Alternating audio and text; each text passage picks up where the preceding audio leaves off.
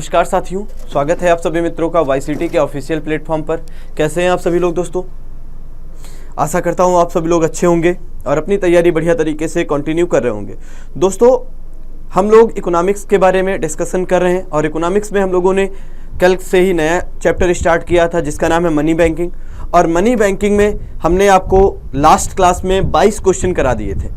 आज हम उसी के आगे अपनी श्रृंखला को आगे बढ़ाएंगे और हमने आपसे पहले ही कहा है कि मनी बैंकिंग के चैप्टर में लगभग आपके सामने 199 क्वेश्चन 200 क्वेश्चन हैं जो सॉल्व करवाए जाएंगे। मतलब बहुत ही इंपॉर्टेंट हो जाता है आपके सभी परीक्षाओं के लिए, चाहे आप यूपीपीसीएस का पेपर दे रहे हो, चाहे बीपीएससी का पेपर दे रहे हो, चाहे किसी भी स्टेट पीसीएस का एग्जाम दे रहे हो, चाहे तो वनडे एग्जाम भी दे रहे हो। अब देखिए, क्वेश्चंस का फॉर्मेट लगातार बदलता जा रहा है। समय के साथ साथ में क्वेश्चन के जो पूछने के नेचर में है वो चेंजमेंट होता जा रहा है और नेचर जो चेंज हो रहा है इसको आपको पता कैसे चलेगा? जब आप क्वेश्चन सॉल्व करेंगे। हमारे साथ में सॉल्व करिए दोस्तों और हम आगे चलते हैं अपने पहले प्रश्न की तरफ। पहला प्रश्न देखिए आपकी स्क्रीन पर आ चुका है और देखिए क्या है। Consider the following statement. क्या कह रहे हैं? Consider the following statement. Statement क्या क्या दिए हैं? कह रहे the reserve bank of India recent directives relating to storage of payment system data. Storage of payment system data के संबंध में। फिर कह रहे हैं popularly known as data dictate command the payment system provides that. कह रहे निम्नलिखित कथनों पर विचार कीजिए। विचार क्या करना है? कह रहे भुगतान प्रणाली आंकड़ों के भंडारण storage of payment system data के संबंध में भारतीय रिजर्व बैंक के हाल का निर्देशों, जिसे प्रचलित रूप से डेटा डिस्काउंट के रूप में जाना जाता है, भुगतान प्रणाली प्रदाताओं को समादेशित करता है। क्वेश्चन बहुत बड़ा है और बहुत पुराना भी नहीं। आईएएस का क्वेश्चन है 2019 का।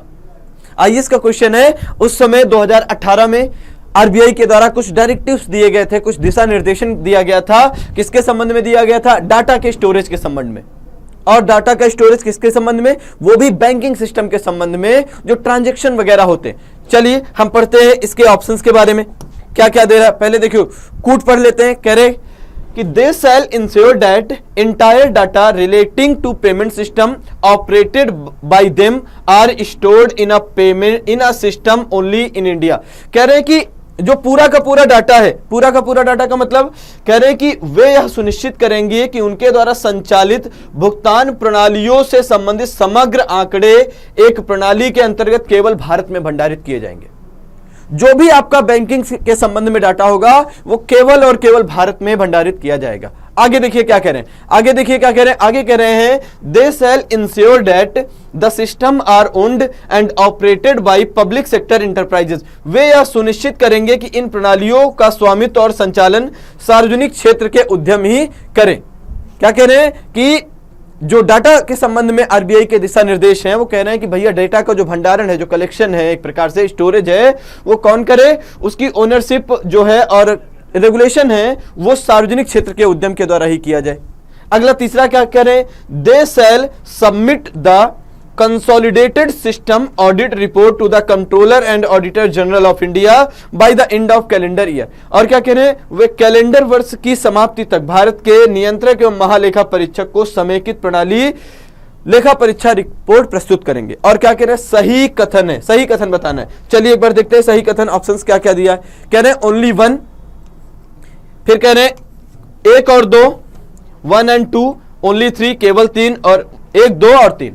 तो देखिए हम आपको बताते हैं आरबीआई के द्वारा, आरबीआई ने जो पेमेंट रिलेटेड डेटा होता है, पेमेंट रिलेटेड डेटा का मतलब क्या है? पेमेंट रिलेटेड डाटा का मतलब है दोस्तों कि जो पेमेंट के टाइम पर, पेमेंट जब पैसा ट्रांसफर करने के टाइम पर, end to end transaction, end to end transaction, end to end transaction time, कितना पैसा एक अकाउंट से दूसरे अकाउंट में हस्तांतरित किया गया, कितना पैसा कब, टाइम कि किस समय हस्तांतरित किया गया, किसके अकाउंट में ट्रांसफर किया गया, उसके साथ साथ में पेमेंट के संबंध में सारी की सारी डिटेल्ड इंफॉर्मेशन ये आपको पेमेंट डाटा जो आप करेंगे उसमें सिक्योर करनी होगी, जो आपको डाटा बनाना होगा। और इसके संबंध में आरबीआई ने कहा है कि भैया ये जो है, इसके संबंध में कहा है केवल एक कथन सही है। केवल एक कथन का मतलब है, कह रहे हैं कि वे यह सुनिश्चित करेंगे कि उनके द्वारा संचालित भुगतान प्रणालियों से संबंधित समग्र आंकड़े एक ही प्रणाली के अंदर केवल भारत में भंडारित किए जाए। भारत में भंडारित किए जाए। अब बैंक के, अब आपको पता है भारत में बैंक कौन सी है, विदेशी बैंक भी है, निजी बैंक भी है, सार्वजनिक बैंक है। तो मतलब डेटा का भंडारण सबके द्वारा किया जा सकता है, चाहे वो निजी बैंक हो, चाहे वो जिसके द्वारा ट्रांजैक्शन किया जाएगा वो पूरा का पूरा डाटा अपना क्या करेगा, उसको कलेक्ट करेगा, स्टोर करेगा और भारत के अंदर सुरक्षित रखेगा। और इसकी रिपोर्ट कैग को नहीं देनी, कैग को रिपोर्ट प्रस्तुत नहीं करनी। और इसके लिए आरबीआई ने 6 माह का समय दिया था बैंकों को, 6 माह का समय दिया था कि 6 महीने में आप अपना पेमेंट रिलेटेड जितना डाटा है, जितना ट्रांजैक्शन है, उसका स्टोरेज तैयार करिए, भंडारण करिए। चलिए अगले प्रश्न पर चलते हैं। नेक्स्ट क्वेश्चन देखिए, क्वेश्चन नंबर 24। क्वेश्चन नंबर 24 देखिए, 24 ये भी आईएएस की क्वेश्चन में पूछा गया, आईएएस के पेपर 2019 में पूछा गया। क्वेश्चन क्या है, कहने हैं कि the money multiplier in an economy increases with which one of the following. कह रहे हैं किसी अर्थव्यवस्था में मुद्रा गुणक मनी मल्टीप्लायर निम्नलिखित में से किस एक के साथ बढ़ता है। मनी मल्टीप्लायर किस एक के साथ बढ़ता है, क्या कह रहे हैं, increase in the cash reserve ratio, कह रहे हैं कैश रिजर्व रेशियो के अनुपात में वृद्धि के साथ।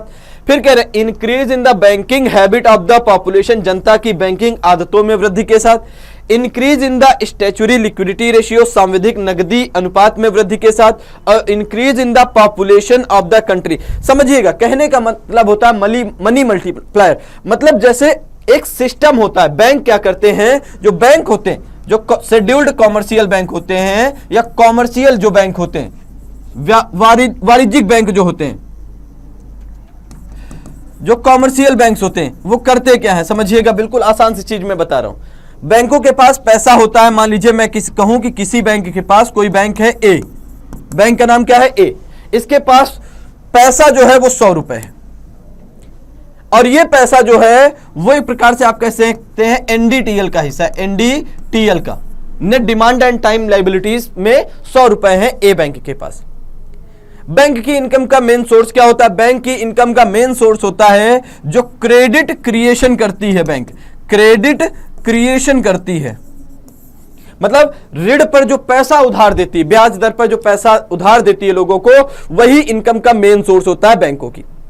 ठीक है, अब समझिए, यहां पर से समझने का सिस्टम स्टार्ट होता है। समझना, बैंक जब लोन देने की प्रक्रिया करती है, सपोज करिए कि बैंक के पास एक व्यक्ति गया और एक व्यक्ति ने कहा कि भैया हमको 10 रुपए का लोन चाहिए, 10 रुपए का लोन चाहिए। तो बैंक क्या करती है, बैंक कहती है ठीक है, आप गारंटी पेपर लाइए। गारंटी पेपर का मतलब होता है जो आपके पास कुछ संपत्ति हो, जो भी 10 रुपए के बराबर हो, आप उसको रख दीजिए, हम आपको लोन दे देंगे और जब आप मूलधन और ब्याज पेमेंट कर देंगे तो हम आपकी संपत्ति वापस कर देंगे, मतलब वो पेपर जो होते हैं वो वापस कर देंगे।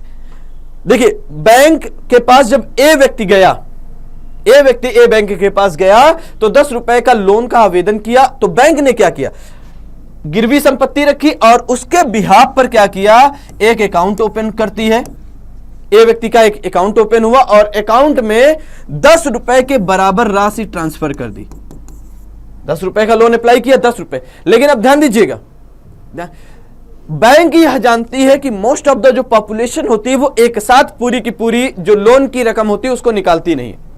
ये हैबिट है इंडिया में। जैसे अगर सिंपल सी मैं बात कहूं, अगर मैं 20 लाख रुपए का लोन लेता हूं तो 20 लाख रुपए में सपोज करिए कि मैं एक साथ में 20 लाख रुपए का ट्रांजैक्शन नहीं करूंगा, इसको निकालूंगा नहीं अपने अकाउंट से, ये मेरे अकाउंट में पड़ा रहता है मोस्टली। और बैंक क्या करते हैं, इसी चीज का फायदा उठाते हैं और क्रेडिट पर क्रेडिट, मतलब ये 10 रुपए के बिहाफ पर 9 रुपए 8 रुपए, मतलब इतना पैसा छोड़ेंगे, 10 रुपए की आपके अकाउंट में है, आप जब चाहे निकाल सकते हैं, जब चाहे, ऐसा नहीं है कि आप निकाल नहीं सकते। तो आगे फिर दूसरे व्यक्ति, बी व्यक्ति को, सी व्यक्ति को 9 रुपए 8 रुपए जितने की आवश्यकता होती है लोन प्रोवाइड करती जाती है। तो समझिएगा, बैंकिंग स्ट्रक्चर में जितना पैसा होगा, बैंकिंग स्ट्रक्चर में जितना पैसा होगा, मनी मल्टीप्लायर उतनी तेजी के साथ में बढ़ेगा। मतलब लिक्विडिटी के फॉर्म में नहीं होना चाहिए, मतलब कहने का मतलब है हमारे और आपके पास में जो आप और हम लेके चलते हैं पैसा, 10 रुपए 50 रुपए 100 रुपए 200 रुपए 500 रुपए 2000 का जो नोट लेके चलते हैं, इसकी बात नहीं कर रहे हैं। ये तो सर्कुलेशन में, ये इसका मनी मल्टीप्लायर पर निगेटिव इंपैक्ट पड़ता है। बैंकिंग सिस्टम में जो पैसा होता है आपकी पीएनबी के पास, एसबीआई के पास में, ये जो पैसा होता है इसके साथ मल्टीप्लायर बढ़ता है। जितना ज्यादा बैंकिंग सिस्टम में पैसा होगा उतनी ही ज्यादा कह सकते हैं आप क्या होगा, मनी मल्टीप्लायर का काम होगा, उतनी तेजी से काम करता है। ये तो सामान्य सी चीजें हो गई। अब मनी मल्टीप्लायर के संबंध में मनी सप्लाई को अगर हम आपको बताना चाहें कि एक पॉइंट विशेष पर, एक समय विशेष पर अगर हम कहें कि मनी सप्लाई को मापित करिए, मनी सप्लाई का मापन करिए, तो मैंने आपको बताया था मनी सप्लाई के लिए 4 फार्मूले बनाए गए थे। एक M1, दूसरा M2, तीसरा M3 और चौथा M4। रिवीजन कर लीजिए हमारे साथ में, क्योंकि मैं आपको बता चुका हूं, यहां से क्वेश्चन पूछा गया कई बार। अगर मैं M1 के बारे में आपको बताऊं तो M1 का मतलब होता है C plus DD plus OD। C का मतलब होता है करेंसी ऑन सर्कुलेशन।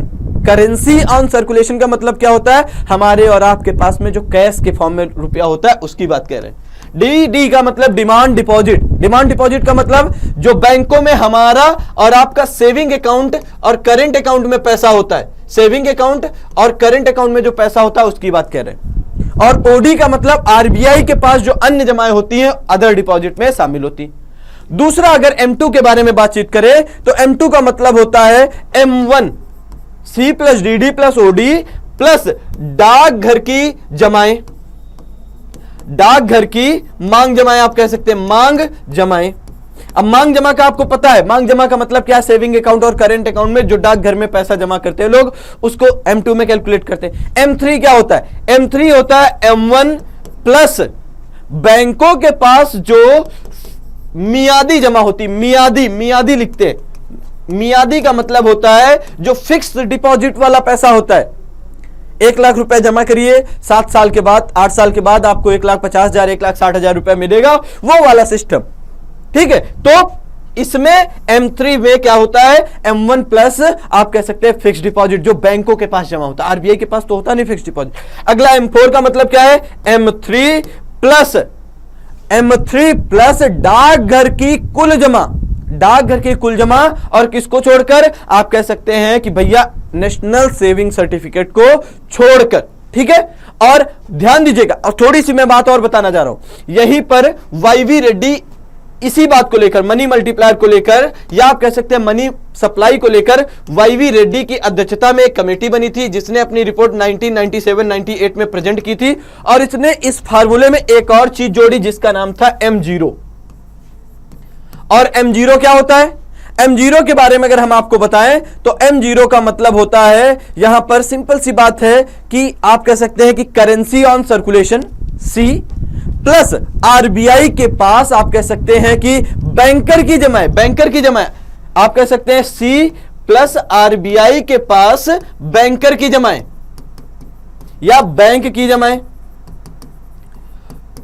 और प्लस आरबीआई के पास ही अन्य जमाएं, आरबीआई के पास अन्य जमाएं। समझिएगा, कहने का मतलब बैंकर की जमाओं का मतलब क्या होता है, बैंकर की जमाओं का मतलब होता है जब बैंक उधार लेते तो गिरवी संपत्ति के रूप में कुछ रख देते हैं, उसकी बारे में बातचीत कर रहे हैं। सीआरआर के रूप में जो पैसा रख देते हैं, ठीक है, रेपो रेट के रूप में जब पैसा उधार लेते हैं, गवर्नमेंट सिक्योरिटी, बैंक रेट के रूप में जब पैसा उधार लेते हैं तब कुछ जो इंटरेस्ट पेमेंट करते हैं, इसकी बात। और अन्य जमाएं जो सरकार का हिस्सा होता है, जो सरकार की जमाएं होती है, विभिन्न राज्य सरकारों का भी अकाउंट होता है ना इसमें, तो ऐसी स्थिति में क्या होता है, हम M0 कहते हैं। और मनी मल्टीप्लायर का फार्मूला क्या निकल के आता है, मनी मल्टीप्लायर का फार्मूला निकल के आता है M3 अपान M0। अगर आपसे कोई पूछे व्हाट इज मनी मल्टीप्लायर, तो money multiplier is the ratio of M3 and M0।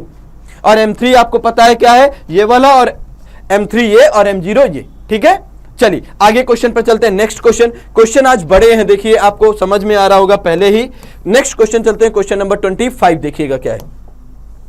Question number 25, the service area approach was implemented under the purview of सेवा क्षेत्र उपागम किसके कार्य क्षेत्र के अधीन क्रियान्वित किया गया था। सेवा क्षेत्र उपागम आईएएस की 2019 की परीक्षा का क्वेश्चन है। कह रहे सेवा क्षेत्र उपागम किसके कार्य क्षेत्र के अधीन क्रियान्वित किया गया था। कह रहे एकीकृत ग्रामीण विकास कार्यक्रम के अंतर्गत। अगला क्या कह रहे हैं, अगला कह रहे हैं अग्रणी बैंक योजना के अंतर्गत। अगला क्या कह रहे हैं, महात्मा गांधी राष्ट्रीय ग्रामीण रोजगार गारंटी के अंतर्गत और कौशल विकास मिशन के अंतर्गत। दिए गए ऑप्शन में है जो सेवा क्षेत्र उपागम है, इसका एक प्रकार से अग्रणी बैंक योजना के अंतर्गत क्या कर सकते हैं, ये एक प्रकार से भारत में कार्यान्वित किया गया था। और अग्रणी बैंक का जो कॉन्सेप्ट आया था वो डी.आर. गाडगिल की सिफारिशों पर आया था। और अग्रणी बैंक क्या होते हैं, अग्रणी बैंक एक ऐसा बैंक, जैसे मान लीजिए मैं अग्रणी बैंक को अगर समझाना होता है तो मैं एक एग्जांपल से समझाता हूं। सपोज करिए कि प्रयाग है, प्रयागराज में रहते हैं आप, प्रयागराज में आप रहते हैं। प्रयागराज में बहुत सारी बैंक हैं, बहुत सारी का मतलब आपको पता है एसबीआई भी बैंक का ऑफिस है, पीएनबी भी है, एचडीएफसी भी है ना, और क्या कह सकते हैं बैंक ऑफ बड़ौदा भी, ईटीसी इलाहाबाद बैंक भी है, आदि बैंक भी है। अग्रणी बैंक को समझने के लिए बस इतना सा याद रखिए कि प्रयागराज की जनसंख्या जिससे सबसे ज्यादा जुड़ी होगी, सबसे ज्यादा जिसका पॉपुलेशन बेस होगा वो अग्रणी बैंक होगी। जैसे अगर मैं कहूं एसबीआई जो है वो प्रयागराज में अग्रणी बैंक है, तो इसका मतलब यह है कि एसबीआई से सबसे ज्यादा ग्राहक जुड़े हुए हैं प्रयागराज के, जो प्रयागराज के नागरिक हैं वो एसबीआई से सबसे ज्यादा मात्रा में जुड़े हुए हैं। अब जुड़े होने का मतलब इसकी जिम्मेदारी भी होगी, आगे जब हम आपको रीजनल रूरल बैंक्स के बारे में बताएंगे तो स्पॉन्सरशिप भी करती है। और रीजनल रूरल बैंक्स के बारे में जब हम आपको बताएंगे जिसकी स्थापना 1975 में की गई थी, 1975 में स्टार्टिंग में 5 की गई थी, फिर एक समय इनकी संख्या रीजनल रूरल बैंक्स की 196 हो गई और वर्तमान में इनकी संख्या 43 है। मतलब रीजनल रूरल बैंक्स जो है क्षेत्रीय ग्रामीण बैंक है, भारत में वर्तमान समय में केवल 43 की संख्या में काम कर रहे हैं। तो यहां पर कहने का मतलब क्या है, इसकी जो ओनरशिप होती है उसमें 50% सेंट्रल गवर्नमेंट, 35% ये प्रायोजित बैंक अग्रणी बैंक होते हैं और 15% स्टेट गवर्नमेंट की ओनरशिप भी होती है। ठीक है, चलिए आगे चलते हैं। नेक्स्ट क्वेश्चन, क्वेश्चन नंबर 26 देखिएगा, क्या 26 नंबर क्वेश्चन देखिए क्या है, बढ़िया प्रश्न है। क्वेश्चन नंबर 26 देखिए क्या है, which one of the following links all the ATM in India, कौन सी निम्नलिखित में भारत के सभी एटीएम को जोड़ता है। और ये भी देखिए आईएएस की 2018 का पेपर है और ये थोड़ा सा पुरानी चीजें हैं। जैसे ऑप्शन में दिया भारतीय बैंक एसोसिएशन, फिर कह रहे हैं राष्ट्रीय प्रतिभूति निक्षेप लिमिटेड, फिर कह रहे हैं national payments corporation of India और फिर कह रहे हैं रिजर्व बैंक ऑफ इंडिया। तो अगर हम आपको बात करें कि भारत में जो एटीएम है, भारत के सभी एटीएम को आपस में कौन जोड़ता है, तो NPCI national payments corporation of India, भारतीय राष्ट्रीय भुगतान निगम जो है वो भारत में सभी एटीएम को आपस में एक दूसरे के साथ में जोड़ता है। चलिए अगला चलते हैं, नेक्स्ट क्वेश्चन देखिए, क्वेश्चन नंबर 27 पर चलते हैं। 27 नंबर देखिएगा क्या है, बड़ा क्वेश्चन है ये भी, चलिए देख लेते हैं। पहले देखिए, कंसीडर द फॉलोइंग स्टेटमेंट, क्या कह रहे हैं, कह रहे हैं CAR capital adequacy ratio, capital adequacy ratio के बारे में पूछ रहे हैं। Is the amount that bank have to maintain in the form of their own fund to offset any loss that banks incur if the account holders fail to repay dues. कह रहे पूंजी पर्याप्तता अनुपात वह राशि है जिसे बैंक को अपनी निधियों के रूप में रखना होता है जिसमें वे यदि खाता धारकों द्वारा देयता का अनुमान करने में अगर कोई चूक होती है जिसके लिए वो रखते हैं तो उसका प्रतिकार कर सके। मतलब क्या है, कहने का मतलब जब बैंक उधार देते हैं तो उधार देने के एवज में एक मात्रा निकाल के रखते हैं, मात्रा एक पैसा एक अमाउंट निकाल के रखते हैं, अलग रख देते कि भैया ये पता चले समय पर पेमेंट ना कर पाए, वापस पैसे का भुगतान ना कर पाए, जिसे हम एनपीए कहते हैं। अगर कोई व्यक्ति लगातार 90 दिन तक अपने मूलधन जो उधार लिया गया उसका मूलधन और उसका ब्याज का भुगतान करने में विफल हो जाता है तो ऐसी स्थिति में उसको हम एनपीए कहते हैं। फिर आगे एनपीए का और क्लासिफिकेशन होता है, ठीक है, तो यही एनपीए वाला ही है CAR। और CAR के बारे में मैं थोड़ा सा अगर और बता दूं तो इसका संबंध है बेसल नॉर्म से। बाकी इन्वायरमेंट भी बेसल नॉर्म्स पढ़ते हैं लेकिन ये इसी से है।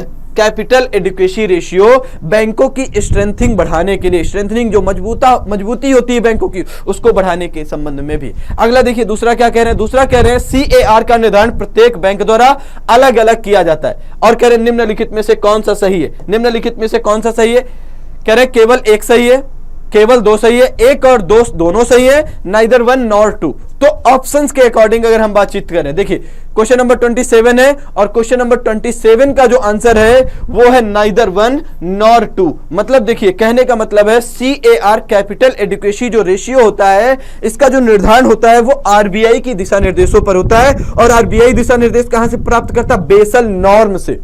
जो स्विट्जरलैंड में मीटिंग होती है सभी केंद्रीय बैंकों के, एक प्रकार से विश्व के लगभग सभी बड़े केंद्रीय बैंक एक साथ में बैठते हैं और बैंकिंग स्ट्रक्चर को मजबूत करने की दिशा में काम करते हैं।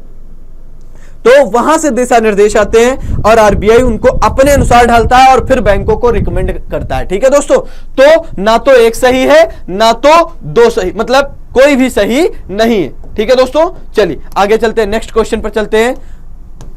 नेक्स्ट क्वेश्चन देखिए, क्वेश्चन नंबर 28 देखिएगा क्या है, 28 नंबर, और ये भी IAS का क्वेश्चन है और 18 का क्वेश्चन है, 2018 का बहुत आसान क्वेश्चन है। क्या कह रहे हैं? डिजिटल भुगतान के संबंध में निम्नलिखित कथनों पर विचार कीजिए। क्या कह रहे हैं? भीम app allows the user to transfer money to anyone with a UPI enabled bank account. कह रहे हैं कि कोई भी, मतलब जो भीम ऐप का उपयोग करने वाले लोग हैं वो UPI सक्षम बैंक के खाते में किसी को भी धन हस्तांतरित कर सकते हैं। बिल्कुल सिंपल सी बात समझिएगा। कहने का मतलब जैसे देखिए क्वेश्चन पढ़िए ना, जैसे आप ऑनलाइन ट्रांजैक्शन करते हैं कैसे करते हैं? UPI का प्रयोग करते हैं कि नहीं? और UPI से आप देखिए UPI से UPI इनेबल्ड अकाउंट में आप पैसा ट्रांसफर करते हैं, ऐसा क्वेश्चन कह रहा है। बिल्कुल सही, इसमें कोई डाउट नहीं। अगला देखिए क्या कह रहे हैं, while a chip pin debit card has 4 factor, chip pin debit card has a 4 factor of authentication. मतलब एक प्रकार से प्रमाणीकरण के लिए जो एक प्रकार से जो आपका डेबिट कार्ड होता है उसमें कह रहे 4 चरण होते हैं और कह रहे Bhim app has only 2 factor. अरे भैया भीम ऐप में 2 कहां होता है? भीम ऐप में 3 होता है, 3 होता है, नहीं पता आपको? एक तो पहले मोबाइल नंबर होता है, आपको मोबाइल नंबर पहला जो बैंक अकाउंट खुलवाते समय आप देते हैं, पहला उससे होगा। दूसरा क्या होता है? दूसरा आपका एक पिन होता है, पिन होता है जब आप खोलते हैं, चाहे फिंगर विंगर लगा दीजिए, अपना स्कैनिंग कर दीजिए, चाहे पिन डालिए, 4 डिजिट का पिन होता है। और तीसरा क्या होता है? UPI ID भी तो होती है, नहीं होती? तो 2 चरणी का हुई, गलत हो गया, खत्म काम। तो क्या सही हो गया? इसके अकॉर्डिंग आंसर देखिए तो क्वेश्चन नंबर, ये जो हमारा क्वेश्चन नंबर 28 था उसका ऑप्शन कौन सा सही है? 28 का ऑप्शन ए सही है, केवल और केवल ए सही है। ठीक है, क्लियर हुआ ये क्वेश्चन? चलिए आगे चलते हैं, नेक्स्ट क्वेश्चन देखिए, क्वेश्चन नंबर आगे के बारे में बातचीत करते हैं। 29 देखिएगा क्या है, 29 नंबर क्वेश्चन देखिए, अच्छा क्वेश्चन है 29 नंबर भी। कह रहे which one of the following statement correctly describe the meaning of legal tender. देखिए लीगल टेंडर आंसर आप बताएंगे, हम थोड़ा समझा देते हैं। देखिए लीगल टेंडर होने के लिए 2 कंडीशन पूरी करनी चाहिए। 2 कंडीशन क्या है? पहली है कह रहे must be Fiat money, must be Fiat money, Fiat money होनी चाहिए। और फियाट मनी का अर्थ क्या है? फियाट मनी का अर्थ यह है कि फियाट मनी का अर्थ यह है, पहली चीज ये कहेंगे कि ये फिजिकल फॉर्म में होनी चाहिए, फिजिकल फॉर्म में होनी चाहिए, भौतिक रूप में होनी चाहिए। और दूसरी कह रहे हैं कि मनी को राजा, रानी, केंद्रीय बैंक या सरकार के द्वारा जारी किया जाना चाहिए। मतलब इसको एक आप कह सकते हैं कि ऑथेंटिक अथॉरिटी के द्वारा, मतलब एक अथॉरिटी के द्वारा क्या किया जाना चाहिए? रिलीज किया जाना चाहिए, छापना चाहिए। तो फियाट मनी। और लीगल टेंडर के बारे में क्या कह रहे हैं? लीगल टेंडर कह रहे हैं कि निम्नलिखित में से कौन सा एक कथन वैध मुद्रा लीगल टेंडर मनी के अर्थ को सही वर्णित करता है? और लीगल टेंडर क्या है? मैंने कहा लीगल टेंडर वह होगा जो फियाट मनी होगा, और फियाट मनी होने के साथ साथ में यह एक प्रकार से ऑब्लिगेशन करता है, बाध्य करता है, बाध्य करता है। किसके बारे में बाध्यता करता है? बाध्यता करता है कि आप ट्रांजैक्शन के लिए उस करेंसी को इस्तेमाल करेंगे और स्वीकार करेंगे। सिंपल सी बात है, आप दुकान पर जाइए, किसी भी दुकान पर जाइए, 200 रुपए का नोट लेके चला जाइए, 200 रुपए का आज जो चल रहा है नोट वो लेगा दुकानदार और आपको सामान देगा बिना किसी संशय के। लेकिन अब अगर आज के टाइम में आप 500 रुपए का पुराना नोट लेके चले जाइए तो क्या लेगा दुकानदार? नहीं लेगा, क्योंकि सरकार ने उस पर से अपनी लीगल टेंडरनेस की जो क्वालिटी थी, जो राइट थी, जो अधिकार था, उसको वापस खींच लिया है। इसीलिए अब वह बाध्य नहीं है उस नोट को स्वीकार करने के लिए। बिल्कुल समझिएगा, बिल्कुल लीगल टेंडर की ये चीज है। अब ऑप्शन पढ़ लेते हैं। कह रहे the money which is tendered in courts of law to defray the fee of legal cases, कह रहे न्यायालय में विधिक मामलों के लिए फीस के लिए चुकानी जाने वाली मुद्रा। अरे भैया कहां से लीगल शब्द लिख गया तो सीधा कोर्ट पहुंच जाएंगे, गलत है, बिल्कुल गलत है। अगला देखिए क्या कह रहे हैं, कह रहे वह मुद्रा जो कोई ऋणदाता अपने दावों के निपटान में स्वीकार करने के लिए बाध्य होता है। कह रहे 29 का क्वेश्चन में बी ऑप्शन देखिए, और बी वाला क्या है, बी वाला कुछ हद तक होल्ड कर देते, चारों ऑप्शन पढ़ते हैं ना, कह रहे बाध्य होता है, बिल्कुल सही। बाध्य तो मैंने आपको बताया ही है कि भैया लीगल टेंडर हुआ है, ऑब्लिगेशन होगा और फियाट मनी होगा। अगला देखिए the bank money in the form of cheque, अरे भैया काहे, बिल्कुल गलत है, बाध्य नहीं है। चेक लेके चले जाइए, 50 रुपए का सामान दुकान से खरीदिए, समोसा खा लीजिए, पेटीज खा लीजिए, कुछ भी खाइए, बिस्किट खा लीजिए और चेक से भुगतान करिए, बैंक वाले का मन नहीं होगा, नहीं लेगा भैया, कहेगा भैया हम नहीं लेंगे, आप हमको पैसा दीजिए। तो चेक और डिमांड ड्राफ्ट विनिमय जो बिल होते हैं ये वास्तविकता में लीगल टेंडर नहीं होते हैं, आप कह सकते हैं। The metallic money in the circulation in the country, अब मेटालिक मनी और कह रहे सर्कुलेशन इन द कंट्री। अब देखिए यहां पर दो चीजें आ गई हैं, metallic money in the circulation in the country कह रहे हैं, ठीक है, कह रहा metallic money in the circulation of the country कह रहे हैं।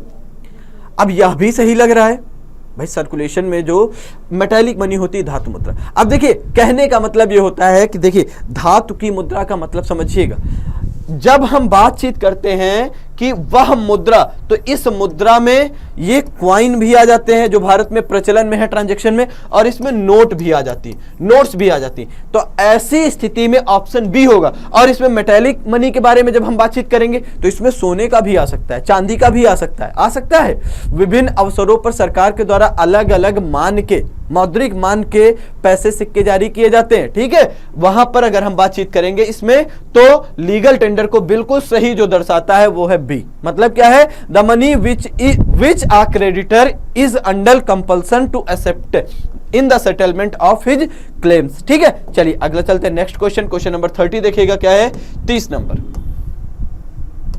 बड़ा क्वेश्चन है, क्वेश्चन नंबर 30 भी पढ़ते हैं। कह रहे हैं कि कंसीडर द फॉलोइंग स्टेटमेंट, निम्नलिखित कथनों पर विचार करिए। क्या कर रहे हैं, the reserve bank of India manages and service government of India securities but not any state government security. भैया रिजर्व बैंक ऑफ इंडिया भारत सरकार और राज्य सरकारों की ही, दोनों की क्या करती है, दोनों की एक प्रकार से जो गवर्नमेंट सिक्योरिटीज का एक प्रकार से मैनेजन किया जाता है, मैनेजिंग जो किया जाता है, प्रबंधन करती है। लेकिन यहां कहा है कि नहीं करती राज्य सरकार की, तो पहला वाला गलत हो जाता है। दूसरा देखिए क्या है, दूसरे के बारे में बातचीत करें। दूसरा देखिए, treasury bills are issued by government of India and there are no treasury bills issued by state government. बिल्कुल सही कह रहे हैं, बिल्कुल सही। ट्रेजरी बिल्स डिस्काउंटेड रेट पर, डिस्काउंटेड रेट का मतलब क्या होता है, जैसे ट्रेजरी बिल पर लिखा है 100 रुपए, तो सरकार जब इसको बेचती है आरबीआई के माध्यम से, तो इसको डिस्काउंट पर, मतलब 90 रुपए, 92 रुपए, 95 रुपए, 98 रुपए में समय काल के अनुसार क्या होता है, उसको डिस्काउंटेड रेट पर इशू करती है, ना कि इंटरेस्ट रेट पर। तो दूसरा बिल्कुल सही। और तीसरा देखिए, treasury bills offer are issued at a discount from the par value, कह रहे कोष पत्र ऑफर अपने समूल्य से बट्टे पर जारी किए जाते हैं। बिल्कुल सही, तीसरा वाला भी बिल्कुल सही है। तो दिए गए ऑप्शंस को देखिए, कौन सा चेक करिए, सही कथन ही बताना था हमको, सही कथन ही बताना है। और सही कथन बताना है तो देखिए कह रहे हैं 1 और 2, कहां भैया, पहला तो गलत है, केवल 3 गलत है, केवल 3 गलत है। अगला बताइए, अगला देखिए 2 और 3, हाँ भैया 2 और 3 सही है, 1 2 3 गलत है। तो सी ऑप्शन बिल्कुल सही होगा। चलिए आगे चलते हैं, नेक्स्ट क्वेश्चन देखिए। नेक्स्ट क्वेश्चन क्या है, नेक्स्ट क्वेश्चन जो है वो है, कभी कभी समाचारों में आने वाले पद व्यापारी छूट दर, मर्चेंट डिस्काउंट रेट को निम्नलिखित में से कौन सा सबसे सही स्पष्ट करता है। आईएएस का क्वेश्चन है 2018 का, मैं आपसे पहले ही बात कर चुका हूं। और देखिए क्या क्या ऑप्शन दिया है, कह रहे हैं कि यह किसी बैंक द्वारा किसी व्यापारी को उस बैंक के डेबिट कार्ड के माध्यम से भुगतान स्वीकार करने के लिए दिया जाने वाला प्रोत्साहन है। दूसरा क्या कह रहे हैं कि यह बैंकों द्वारा अपने ग्राहकों को वस्तुओं और सेवाओं के क्रय हेतु वित्तीय लेन देनों के लिए डेबिट कार्ड का प्रयोग करने पर वापस दी जाने वाली राशि है।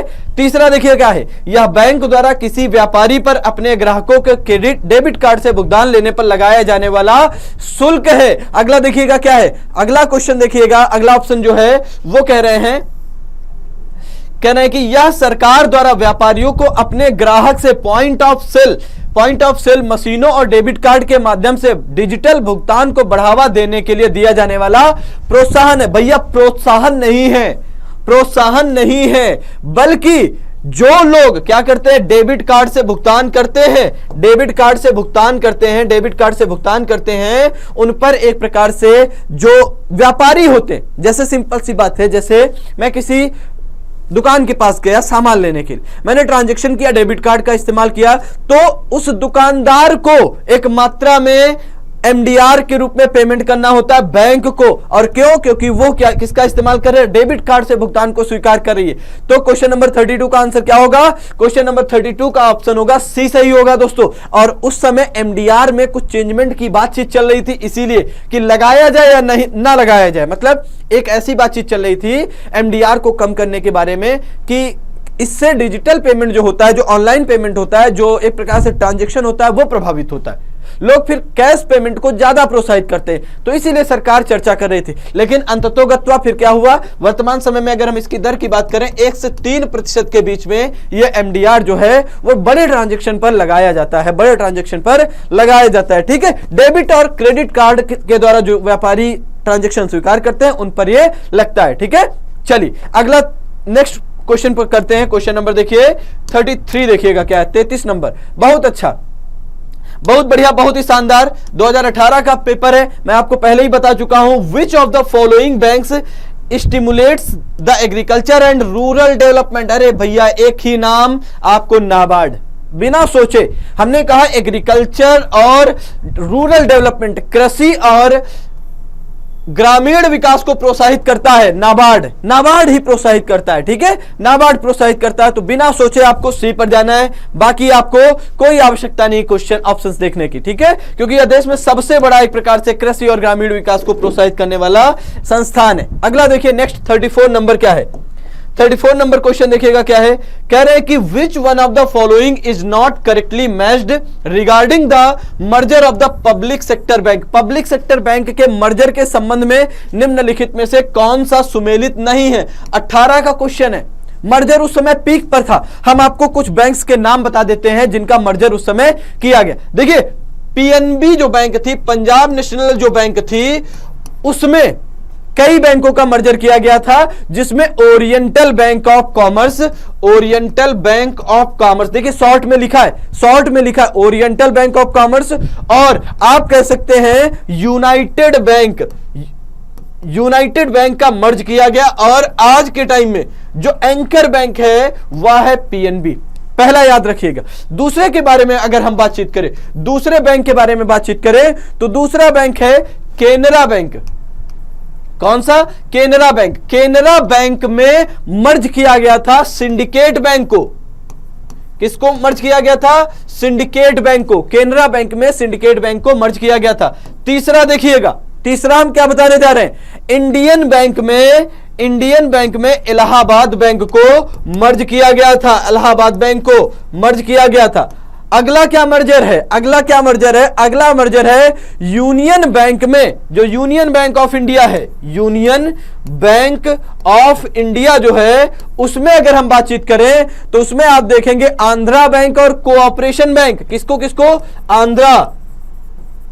आंध्रा बैंक और कोऑपरेशन बैंक, इन दोनों को मर्ज किया गया था। और अगला जो हम बताने जा रहे हैं, bank of Baroda, bank of Baroda में किसको मर्ज किया गया? बैंक ऑफ बड़ौदा में विजया बैंक को, विजया बैंक और प्लस देना बैंक, इसको मर्ज किया गया था। तो आप देख लीजिएगा कौन सा ऑप्शन सही सुमेलित नहीं है। कह रहे इंडियन बैंक में यूनाइटेड बैंक ऑफ इंडिया मर्ज किया गया। अरे भैया यूनाइटेड बैंक ऑफ इंडिया किसमें मर्ज किया गया था? पीएनबी में। अगर नीचे से देखें तो ऑप्शन क्या हो जाएगा? डी। देखिए option number D, Indian bank में यूनाइटेड बैंक ऑफ इंडिया को मर्ज किया गया था, बाकी सब सही है। केनरा बैंक में सिंडिकेट बैंक, आपको ये देखिए बताया ही है। फिर देखिए आंध्रा बैंक और कोऑपरेशन बैंक। अब देखिए आंध्रा बैंक और कहां गया? आंध्रा बैंक और कोऑपरेशन बैंक किसमें? यूनियन बैंक ऑफ इंडिया में। ये देखिए मर्जर है, ये है, ठीक है, दोनों का। फिर देखिए पंजाब नेशनल बैंक में मैंने आपको बताया ओरिएंटल बैंक ऑफ कॉमर्स और यूनाइटेड बैंक। ठीक है, चलिए आगे चलते हैं। Next question, question number 35।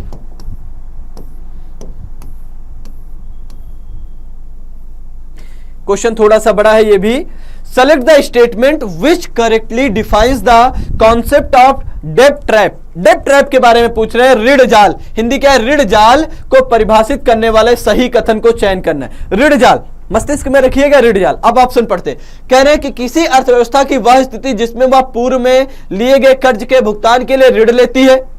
किसी पूर्व में लिए गए एक प्रकार से कर्ज के लिए फिर से भुगतान के लिए क्या करती है? ऋण लेती है। दूसरा क्या कह रहे हैं? वह स्थिति जिसमें कोई अर्थव्यवस्था पूर्व में लिए गए ऋण के भुगतान से ज्यादा ऋण लेती है। अगला देखिएगा क्या है? वह स्थिति जिसमें कोई अर्थव्यवस्था पूर्व में लिए गए कर्ज के ब्याज के लिए भी कर्ज लेती है।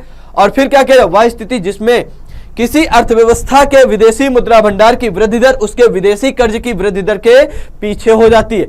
भैया डेब्ट ट्रैप जो है वो एक ऐसी सिचुएशन है जिसमें कोई इकोनॉमी जो होती है, कोई अर्थव्यवस्था जो होती है, जिसमें पूर्व में लिए गए कर्ज के भुगतान के लिए फिर से ऋण लेती है। मतलब समझिएगा, एक ऐसी स्थिति कि हम अपने ऋण का भुगतान करने के लिए फिर से ऋण ले रहे हैं, हमारे पास इनकम ही नहीं है। समझ रहे हैं? कहने का मतलब जैसे आज आप जाइए, आपका नाम एक्स है, आप बैंक गए एसबीआई में, बैंक से आपने कहा कि भैया हमको 100 रुपए का लोन दे दीजिए। बैंक ने देखा ठीक है, बैंक ने 100 रुपए का लोन दिया। अब मान लीजिए आप इसको चुकाने में विफल हो गए और बराबर बैंक से प्रेशर बनना है, तो ऐसी स्थिति में इस बैंक के जो लोन है उसको भुगतान के लिए आपने फिर से लोन ले लिया। तो क्या कहने का मतलब है? वह स्थिति, किसी अर्थव्यवस्था की वह स्थिति जिसमें वह पूर्व में लिए गए कर्ज के भुगतान के लिए ऋण लेती है। अगला देखिएगा नेक्स्ट क्वेश्चन देखिएगा क्या है। क्वेश्चन नंबर देखिए 36 नंबर क्वेश्चन क्या है? 36 number, match the list 1 with list second and select the correct answer from the quotes given below the list। कह रहे सूची 1 को सूची 2 से सुमेलित कीजिए तथा नीचे दिए गए कूट से सही उत्तर का चयन कीजिए। क्या क्या कह रहे हैं? लिस्ट 1 में और लिस्ट 2 में एक बार देख लेते हैं। कह रहे हैं क्रेडिट पॉलिसी और उसके सामने मार्जिन मनी, फिर कह रहे हैं फिस्कल पॉलिसी, उसके सामने बैंक रेट, और मॉनेटरी पॉलिसी, उसके सामने टैक्स रेट। अब देखिए, आपको कुछ इसमें पता हो चाहे नहीं, बस एक चीज पता होनी चाहिए। एक चीज क्या पता हो? एक चीज पता हो कि जो फिस्कल पॉलिसी है, राजकोषीय नीति जो है, वो वित्त मंत्रालय द्वारा जारी की जाती है और इसका संबंध टैक्स से होता है, टैक्स से। और बी का अगर 3 मिलान कर ले गए तो देखिए ऑटोमेटिकली आंसर बन गया। मतलब क्या है? ए का हो जाएगा 1 का मतलब जो क्रेडिट पॉलिसी है उसमें मार्जिन मनी की बातचीत होती है और मॉनेटरी पॉलिसी बैंक रेट के संबंध में इशू की जाती है। ठीक है, क्लियर हो गया? तो ऑप्शन क्या सही होगा? ऑप्शन होगा बी सही। चलिए नेक्स्ट क्वेश्चन पर चलते हैं। अगला क्वेश्चन देखिएगा क्या है।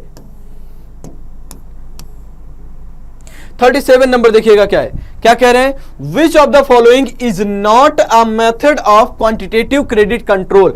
परिमाणात्मक साख नियंत्रण की विधि निम्नलिखित में से कौन सी नहीं है? परिमाणात्मक का मतलब क्वांटिटेटिव के बारे में पूछ रहे हैं, मात्रा को, परिमाण को नियंत्रित करने की। तो कह रहे हैं बैंक रेट, भैया नहीं, ये है परिमाण को नियंत्रित करने के लिए। फिर कह रहे हैं वेरिएबल फंड, कह रहे हैं कि परिवर्तनशील कोष चर अनुपात, ये भी है। मतलब क्या है? आपको बताना नहीं है। तो फिर खुले बाजार की क्रियाएं, ये भी है। कह रहे साख की राशनिंग, यही भैया परिमाणात्मक नहीं है, क्वांटिटेटिव नहीं है। और साख की राशनिंग का मतलब क्या होता है? रिजर्व बैंक ऑफ इंडिया तय कर देता है कि आपको अपने टोटल जो आप क्रेडिट क्रिएशन करेंगे, बैंक के द्वारा क्रेडिट क्रिएशन जो किया जाएगा, उसका कितना प्रतिशत हिस्सा किसी खास विशेष को जाएगा। जैसे वर्तमान समय में अगर हम बातचीत करें तो जो साख की राशनिंग है, इसके द्वारा प्राइमरी लेंडिंग की बातचीत की गई है या प्राइमरी सेक्टर लेंडिंग की बात की गई है।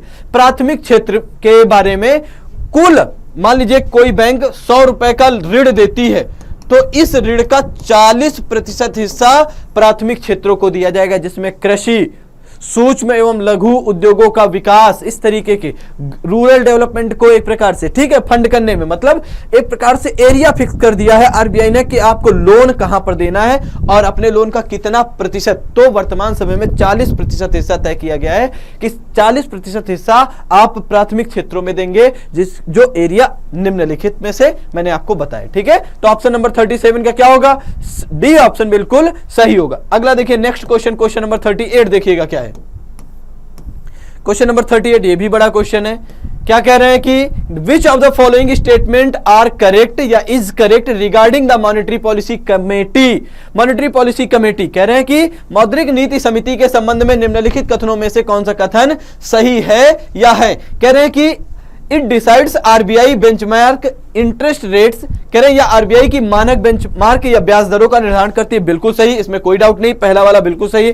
और मॉनेटरी पॉलिसी कमेटी का जो निर्माण किया गया था वो बनाई गई थी एक प्रकार से आप कह सकते हैं उर्जित पटेल समिति की सिफारिशों के आधार पर। 2014 में उर्जित पटेल समिति बनी थी दोस्तों। उसके बाद फिर क्या कह रहे हैं, it is a 12 member body. नहीं भैया, ये 6 मेंबर बॉडी है, 6 मेंबर, जिसमें से 3 सदस्य होते हैं रिजर्व बैंक ऑफ इंडिया से और इसके हेड भी होते हैं हमारे गवर्नर साहब शक्तिकांत दास जी जो हैं, गवर्नर साहब जो हैं वो इसके हेड भी होते हैं। तो दूसरा गलत हो गया। और फिर क्या कह रहे हैं, केंद्रीय वित्त, अरे भैया कहां से, अभी मैंने आपको बताया इसके हेड कौन होते हैं। तो 2 और 3 गलत है, सही उत्तर का चुनाव करना था। तो आंसर क्या सही हो जाएगा, आंसर ओनली 1 सही होगा। ओनली कौन सा, 1 सही होगा। ठीक है, चलिए आगे चलते हैं। नेक्स्ट क्वेश्चन देखिएगा,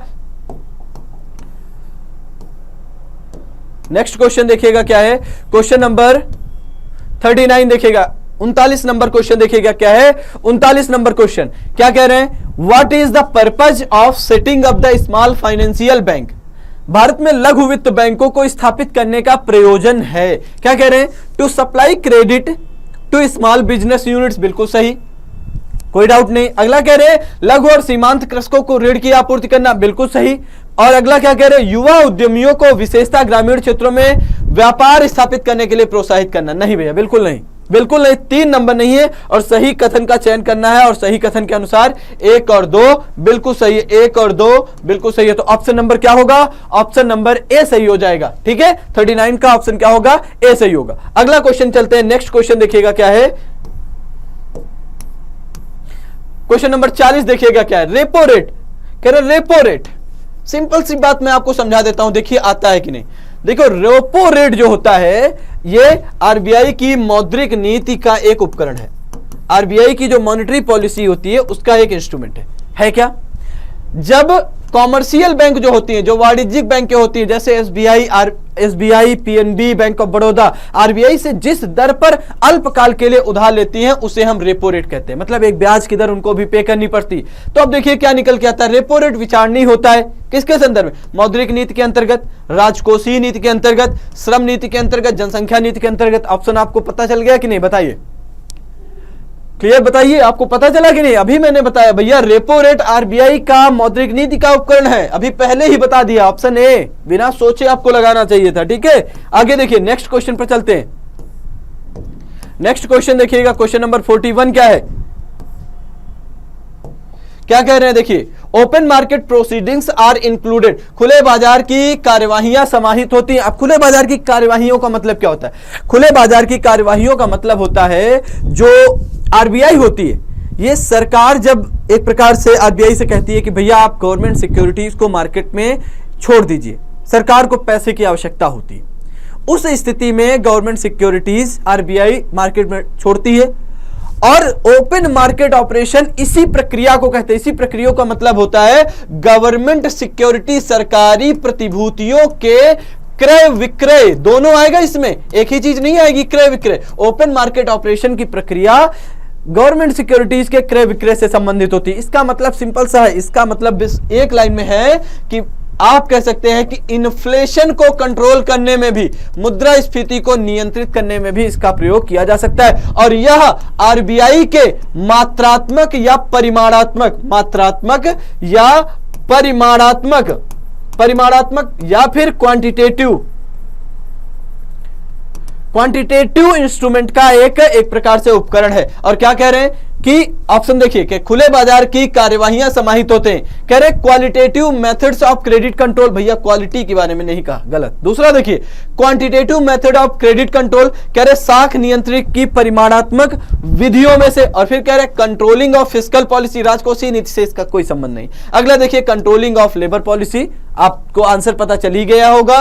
quantitative method of credit control, क्या समझ में आया, quantitative method of credit control. अगला देखिए क्वेश्चन नंबर 42 पर चलते हैं, 42 नंबर पर चलते हैं। नेक्स्ट क्वेश्चन देखिए, कह रहे विमुद्रीकरण का औपचारिक उद्देश्य नहीं था। 8 नवंबर 2016 को विमुद्रीकरण, डिमोनेटाइजेशन 8 नवंबर